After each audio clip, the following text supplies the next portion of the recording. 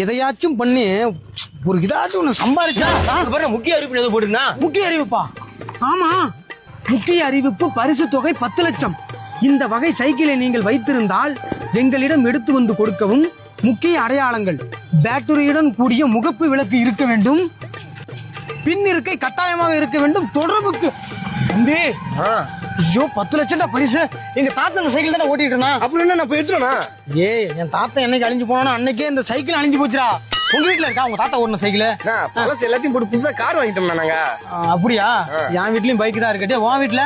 என் வீட்டுல cycle bike தானே இருக்கேன். வீட்லயும் என் வீட்லயும் பைக் தானா? நான் ஸ்கூல் போற பசங்க கூட சைக்கிள் வரதில்லடா. அப்ப காரு பைக்ல தானே வராங்க. தம்பி, நீ இந்த பக்கம் போய் தேடு. சரிண்ணா.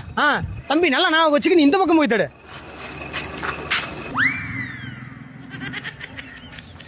நான் அந்த பக்கம் போறேன். 3 hours later. ஐயோ, எல்லா வீட்லயும் பைக்கா நிக்குதே. என்னடாச்சு தம்பி? தேடி பாத்தியா? எல்லாரும் வீட்லயும் தேடி பார்த்தேன். அந்த சைக்கிள் மாடலே இல்லண்ணா. டேய், நம்ம மாறி தாத்தா வச்சிருந்தாடா அந்த சைக்கிள். ஏன்னா காலமே மாறி போச்சு. அந்த ஆள்கிட்ட போய் சைக்கிள் கேக்குறேன், இன்னும் அந்த சைக்கிள் கேக்குறேன்னு சொல்லி துரத்தி துரத்தி அடிக்கிறான் அந்த ஆளு. ஆமாண்ணா. தம்பி, நீ பாத்தியா இந்த கலின் தாத்தா வீட்டுல பாத்தியா?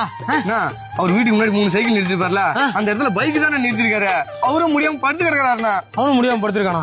ஐயோ, சைக்கிள் வச்சிருந்தப்பயாச்சும் ஓட்டிட்டு நல்லா கட்டு முஸ்து ஆளு கும்முன்னு இருந்தானே. இப்ப என்னடா பண்ணலாம்? நீ போய் தேடினா அது என்னன்னாச்சு? அதை ஏன்டா கேக்குற? எல்லா வீட்லயும் பைக் தானே நிக்குது, சைக்கிளே காணும்டா. சைக்கிளே அழிஞ்சு போச்சுடா. இப்ப இருக்கவங்க எல்லாம் எவன்டா சின்ன பசங்க சைக்கிள் ஓட்டுறானுங்க? என்ன பண்ணலாம்?